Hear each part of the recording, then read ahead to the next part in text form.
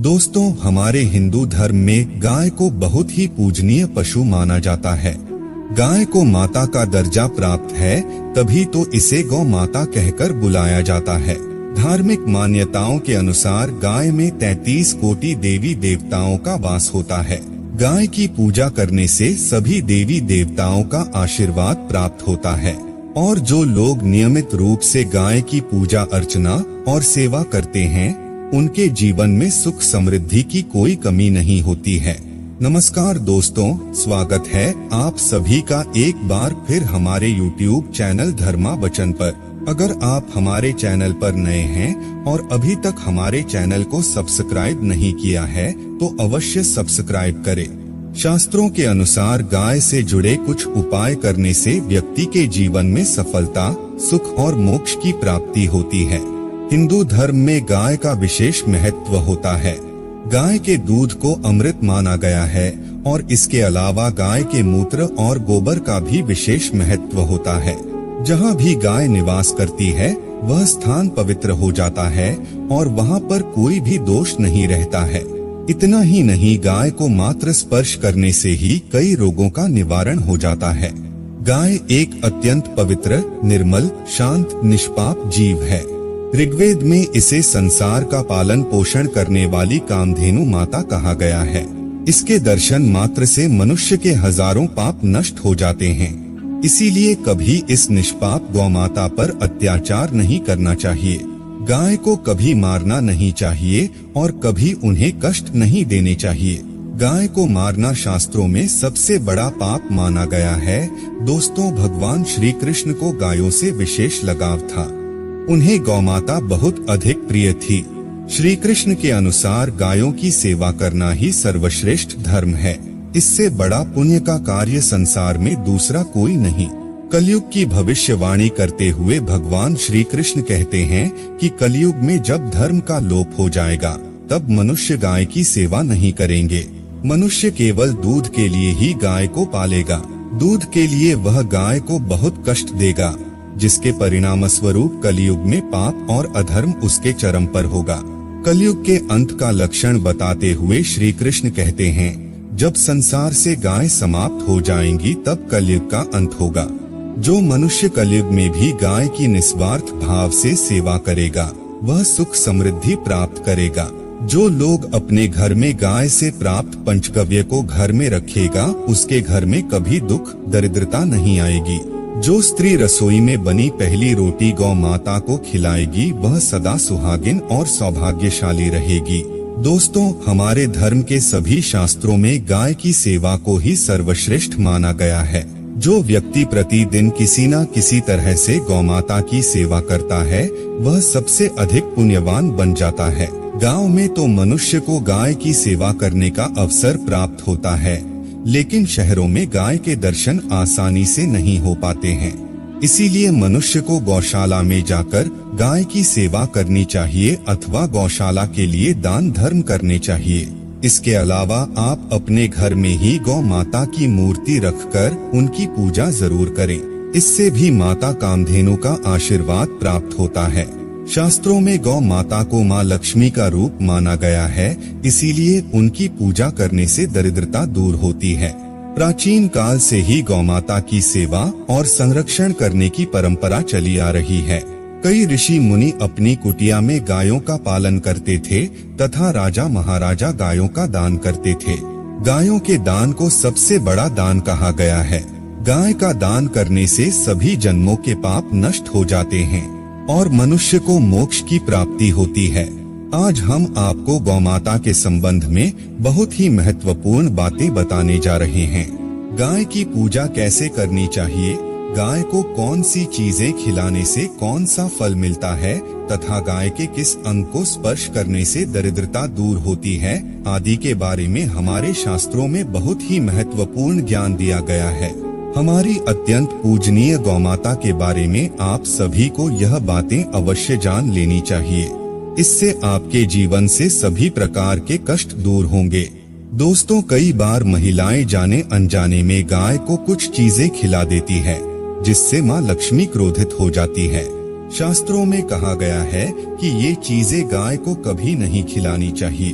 इससे मनुष्य के जीवन में दुर्भाग्य आता है और उसे किसी भी कार्य में सफलता नहीं मिलती है।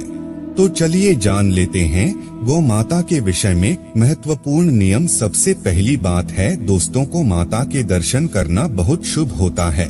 शास्त्र कहते हैं रोज सुबह गाय के दर्शन होने से पुण्य की प्राप्ति होती है और सुबह गोबर के दर्शन होने से लक्ष्मी की प्राप्ति होती है।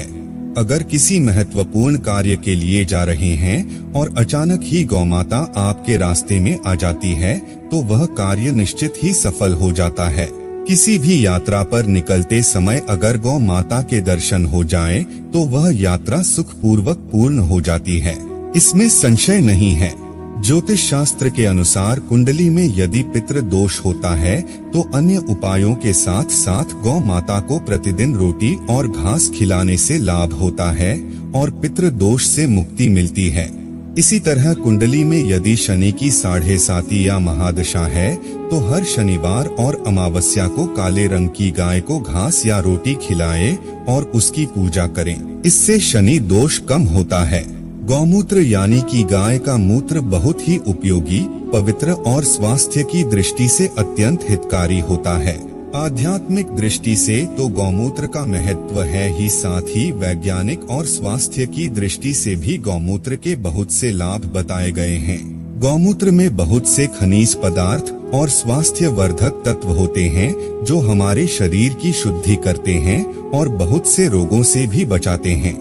साथ ही गोमूत्र छिड़कने से वातावरण में शुद्धता और पवित्रता व्याप्त हो जाती है। इसीलिए हमारे शास्त्रों में शरीर को निरोगी रखने के लिए प्रतिदिन गौमूत्र का सेवन करने तथा घर में गौमूत्र छिड़कने के लिए कहा गया है। कुंडली में शुक्र ग्रह की स्थिति को मजबूत करने के लिए ज्योतिष शास्त्र के अनुसार सुबह के भोजन में सबसे पहली रोटी निकालकर एक सफेद गाय को खिलाना शुभ माना जाता है।